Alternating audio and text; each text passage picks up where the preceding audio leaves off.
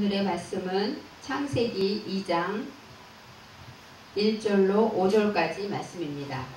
창세기 2장 1절로 5절입니다. 천지와 만물이 다 이루니라. 하나님의 지으시던 일이 일곱째 날이 이를 때에 마치니 그 지으시던 일이 다함으로 일곱째 날에 안식하시니라. 하나님이 일곱째 날을 복주사 거룩하게 하셨으니 이는 하나님이 그 창조하시며 만드시던 모든 일을 마치시고 이날에 안식하셨음이더라. 여호와 하나님이 천지를 창조하신 때에 천지에 창조된 대략이 이러하니라. 여호와 하나님이 땅에 비를 내리지 아니하셨고 경작할 사람이 없었으므로 들에는 초목이 아직 없었고 밭에는 채소가 나지 아니하였으며. 창세기 28강입니다. 우리가 하나님의 말씀의 천지창조를 생각해 볼 때 여러 가지 의미가 있습니다. 2장 1절에서는 천지와 만물이 다 이루니라 라고 말했습니다. 천지와 만물, 이 만물이라는 것은 빼콜 체밤인데 이것은 어떤 뜻이냐면 모든 하나님의 의도라는 뜻이에요. 그래서 천지와 만물이 이루어졌다는 것은 하늘과 땅이 이루어졌고 또 이 만물은 하나님의 의도하신 바가 다 이루어졌다, 이런 뜻이 있습니다. 즉 여기서 말하는 이 완료태로서 이루어지다는 것은 칼입니다. 완성했다, 이루어졌다, 하나님이 하셨다, 이런 의미가 있습니다. 그래서 이것은 부활 동사이기 때문에 강조 수동으로 강하게 내가 한 것이 아니라 하나님에 의해서 이루어졌다, 당하였다, 이런 의미가 있습니다. 그래서 우리가 창세기 1장 전체를 가리킬 때 천지와 만물 이렇게 말할 수 있습니다. 우리가 말했듯이 내가 한 것이 아니라 오직 하나님이 강하게 하셨다, 이 말에 많은 은혜를 받습니다. 우리가 예수를 믿고 구원받은 것은 우리가 한 것이 아닙니다. 하나님이 친히 이 땅에 오셔서 우리를 위하여 십자가를 지시고 죽으심으로 우리를 구원하신 것입니다. 바로 사랑의 하나님께서 우리 속에 강하게 오신 것입니다. 우리가 구원받기 위해서 특별히 조건이 없었고 구원받기 위한 아무 일이 없었습니다.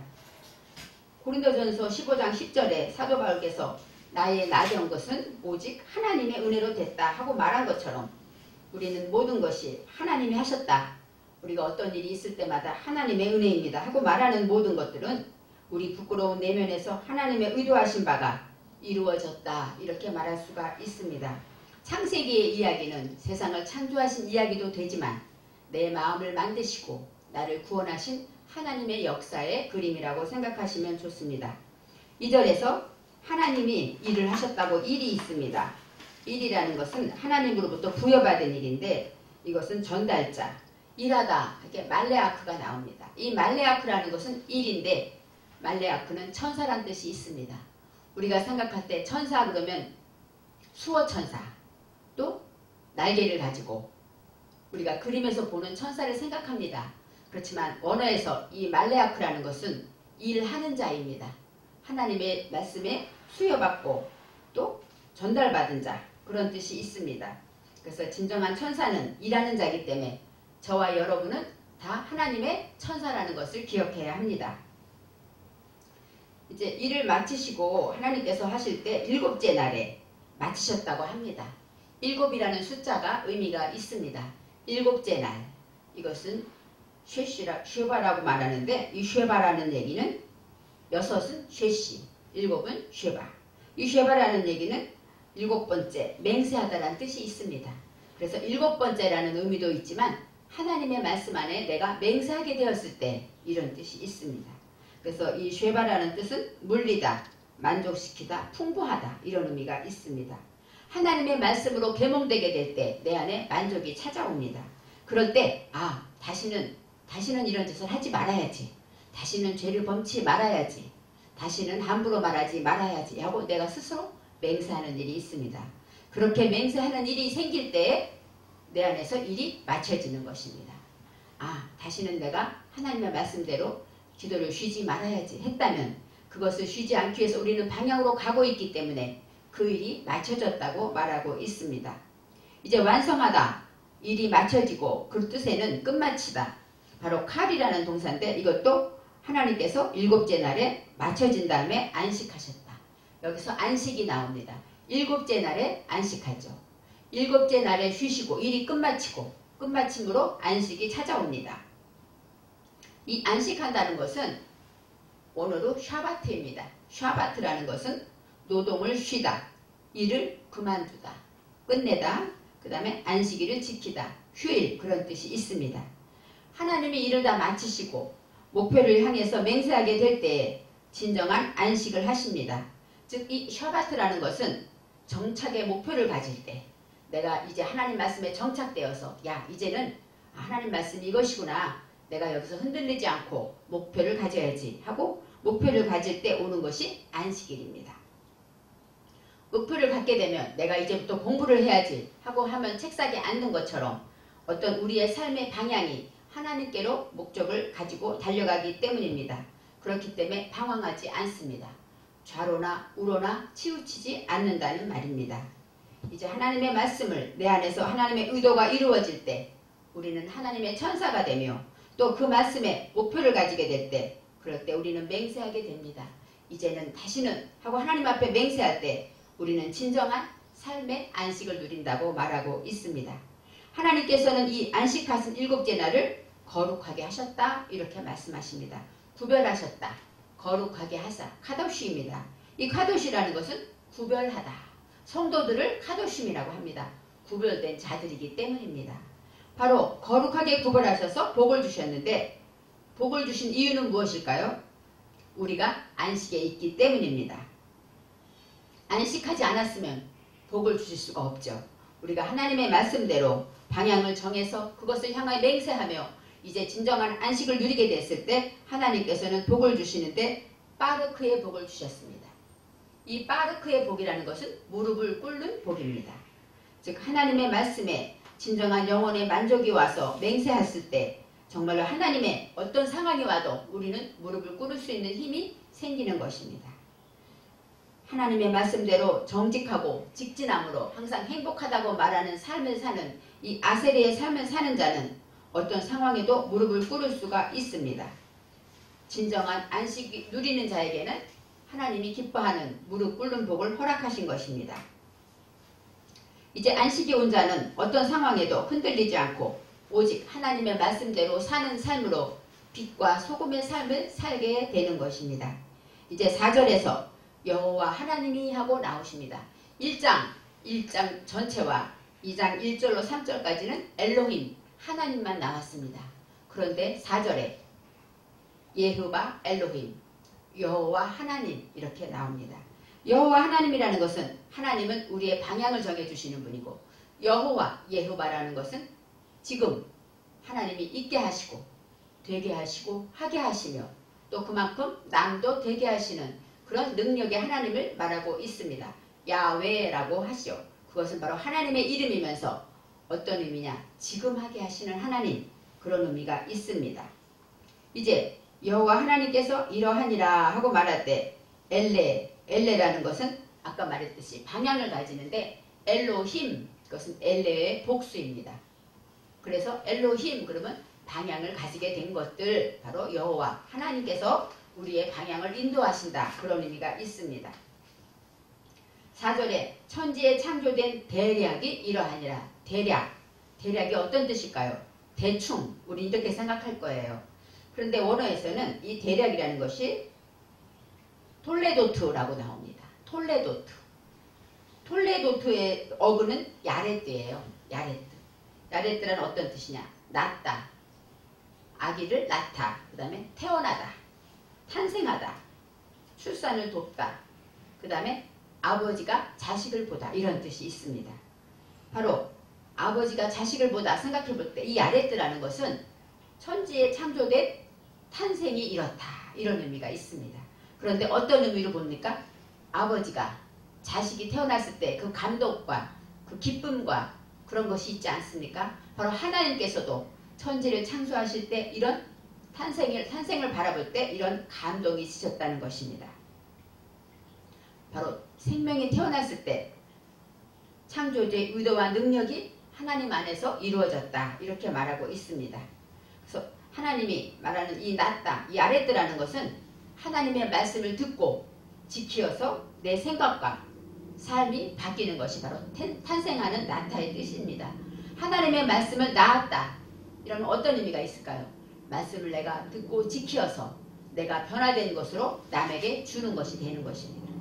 바로 하나님의 말씀을 듣게 되면 우리는 먼저 생각이 바뀝니다. 또 표정이 바뀝니다. 또 태도가 바뀝니다. 그런 사람은 내 삶이 바뀌는 변화를 누리게 되는 것입니다. 이 톨레도투에서 이 나이테라는 것이 있는데 나무의 나이테를 말합니다. 나이테 입장에서 보면은 이 나무가 날마다 똑같은 생활을 합니다. 영양분을 뿌리로부터 가지고 또 가지를 내고 잎을 내고 열매를 맺고 이런 일을 하지만 날마다 똑같은 생활인데 시간이 지날수록 하나씩 나이테가 생기는 겁니다. 나이테가 생기다 보면 어느 날 큰 나무가 되어서 제목이 되는 것이죠. 이처럼 우리 하나님 믿는 사람도 우리도 하루하루를 어떻게 보면 똑같이 살아요. 하나님 믿음 안에서 살고 또 어려움도 겪고 하루하루를 살아갑니다. 그렇지만 나이테처럼 하나님께서는 하루를 그냥 두신 것이 아니라 하루하루가 지날 만수록 우리 안에서 나이테가 생기는 것입니다. 그래서 어떤 고통이 와도 많이 지내본 사람, 오래 예수를 믿은 사람은 흔들리지 않습니다. 그것은 우리 안에 나이테가 생겼기 때문입니다. 이처럼 이 대략이라는 것은 바로 하루하루가 소중하고 우리가 하루를 어떻게 사느냐에 따라서 나의 나이테가 정해지고 하나님이 의도한 제목이 된다는 그런 뜻이 있습니다. 그래서 하나님의 말씀으로 야레뜨, 이 태어나다, 탄생하다라는 것은 바로 창조된 대략이 이러하니라 이런 뜻의 야레뜨가 나옵니다. 그래서 방향이라고 말했듯이 하나님이 천지를 창조하신 그때 때라는 것은 때용하고 나옵니다. 이 용이라는 것은 날이에요. 낮이다. 하루 이틀 사흘 하는 날도 되고 또 아침 저녁 할 때 낮도 됩니다. 즉 용이라는 것은 계몽의 때라는 뜻입니다. 하나님의 말씀으로 계몽할 때 우리는 쉽게 계몽되지 않습니다. 부끄러움도 당하고 속상한 일도 있고 울부짖고 기도도 하고 이러면서 하나님의 뜻을 하나하나 깨달아가는 게 우리 성도들의 삶입니다. 바로 천지를 창조하신 때, 이 때라는 것은 계몽의 때를 말하고 있습니다. 하나님이 제작하신 이 아름다운 천지 창조의 대략이 이러하니라 하고 말씀하신 그 작은 구절에서 우리는 하나님의 사랑을 느낄 수가 있고 하나님의 계획하심을 알 수가 있습니다. 이 창조라는 것은 빠라라는 동사인데 빠라라는 것은 3인칭 완료태로서 그가 창조했다 그런 뜻입니다. 그런데 창조하다는 뜻도 있고 개척하다라는 뜻이 있습니다. 하나님의 말씀으로 내 마음에 물꼬를 트는 것이 바로 개척입니다. 하나님의 말씀으로 내 마음에 물꼬를 트게 되면 감사를 느끼게 됩니다. 그래서 감사를 느낀 자는 표현해야 합니다. 처음에는 쑥스럽습니다. 처음에는 이런 것까지 말해야 돼 할 수 있습니다. 하지만 내 입으로 사랑하는 자녀들에게 사랑하는 식구들에게 감사합니다. 고맙습니다. 하고 표현하는 것 그것이 처음에는 부끄럽지만 하고 나면 내 안에 영혼의 기쁨이 생기는 것입니다. 그렇습니다. 하나님의 말씀은 하나라도 듣고 지킨다면 내 안에 기쁨을 주십니다. 이제 5절에 말씀하십니다. 여호와 하나님이 즉 여호와 실존에 지금 호흡하시고 나와 함께 하시는 그 하나님께서 땅에 비를 내리지 아니하셨다고 합니다. 비는 누가 내립니까? 하늘에서 하나님이 내리시죠. 그런데 이 땅, 이 알하 아레츠 바로 그것은 무엇입니까? 내 마음 안에, 내 마음 본질에 우리가 천지창조는 세상을 만드신 창조도 있습니다. 하지만 하나님이 6째 날에 6일 동안 세상을 창조하셨을까요? 그것이 아니라 하나님이 내게 주신 의미를 볼 때 첫째 날, 둘째 날 단계별로 나를 만들어 가시는 하나님의 창조의 사역이 있습니다. 이제 창조의 사역이 끝나고 이제는 하나님은 말씀으로 모든 것을 창조하셨는데 하나님이 아직 비를 내리지 아니하셨다고 합니다. 이 비라는 것은 마타르입니다. 마타르라는 것은 내리다, 비가 오게 하다, 우박, 빛, 불, 유황 이런 뜻이 있습니다. 하늘에서 비를 내리다, 비가 내린다 이런 의미가 있습니다. 비가 하늘에서 내려오면 어떨까요? 우리를 벗겨나게 됩니다. 우리 속의 더러움과 무지를 하느님의 말씀으로 벗겨내는 것이죠. 그럴 때 우리 허물과 모든 것들을 하나님 앞에 회개하게 됩니다. 그래서 회개한 자는 깨끗해지고 신선해지죠. 우리가 샤워하고 개운할 때 기분이 산뜻한 것처럼 하나님의 말씀으로 벗겨내고 회개한 자는 참으로 행복해지고 신선해지는 것입니다. 바로 이 비라는 것은 신선하게 하는 것으로 우리 하나님 말씀에 선한 말을 하게 한다는 것입니다. 바로 이 택트라는 것이 선하다 그런 뜻이 있기 때문입니다. 그래서 신선하게 하는 비, 내 입에서 신선한 말이 나간다는 것이죠. 선한 말이 나가는 것이 비라고 말할 수 있습니다. 요즘은 장마철이라 비가 왔습니다. 비가 오고 나면 어떻습니까? 공기가 하늘이 맑아지고 또 나무나 풀잎들이 싱싱해지고 또 모든 것들이 수목들이 힘을 얻고 자라납니다. 이것처럼 하늘에서 내리는 비, 하나님이 주시는 비는 우리 안에서 모든 것들을 새 힘을 주고 새롭게 하고 공기도 맑고 청정하게 하며 신선하게 하는 이런 것이 바로 비입니다. 바로 하나님께서는 비를 내리지 아니하였다라는 것은 우리 안에 아직도 이런 말씀들이 없었다는 것이죠. 신선하고 벗겨내지 못하는 우리의 무지가 아직도 있었다는 것입니다. 두 번째로 병작할 사람이 없었다. 우리가 생각할 때 하나님이 풀을 다 만들었는데 사람이 없으니까 누가 그걸 키웁니까? 병작할 사람이 없었다. 이해는 됩니다.